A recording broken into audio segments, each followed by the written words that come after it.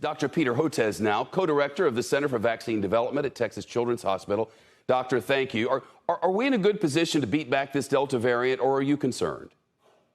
Well, it really depends, Shepard, on what part of the country you're talking about, unfortunately. So the New England, the Mid-Atlantic states, California look really good because of high levels of vaccination. And as was pointed out by Meg, that a single dose is not very effective, but 2 doses fully vaccinated people are.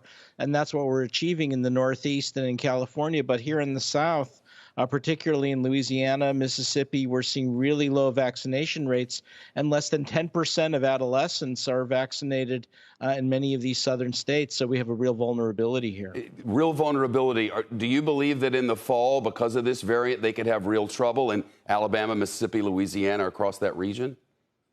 Well, I actually think I'm concerned about the summer, Shepard, because remember at this time last year, we were looking pretty good. And then we had that enormous acceleration after the July 4th holiday. July, August, September was terrible in this part of the country.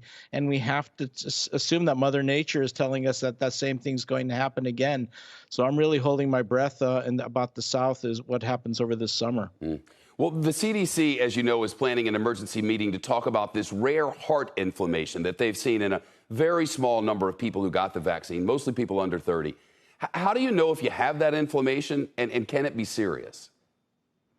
Well, it can be serious. We see what's called myocarditis, inflammation of the heart, every summer because there's a enterovirus that occurs in the summer that causes it, and COVID itself causes it. So I think this is what has to be sorted out with that CDC advisory meeting, whether it's truly due to the vaccine or due to other viral infections. And it can cause shortness of breath, exercise intolerance. Kids can get pretty sick from it. Fortunately, it's extremely rare. But as I say, we still have to sort out the true links to the vaccine.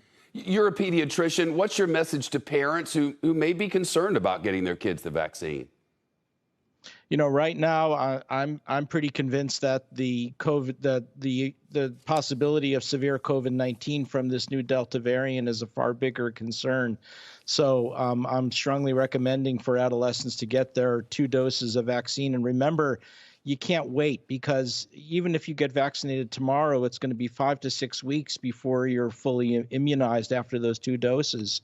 So that means that if you wait to the big surge in the summer, it's going to be really too late to protect your child from with the vaccine. So get vaccinated now. The FDA ruled today, doctor, that J&J had to throw out 60 million COVID vaccine doses from a plant in Baltimore that had previous issues with contamination. Should Americans be concerned about the quality of the vaccines being manufactured, or was that a one-off?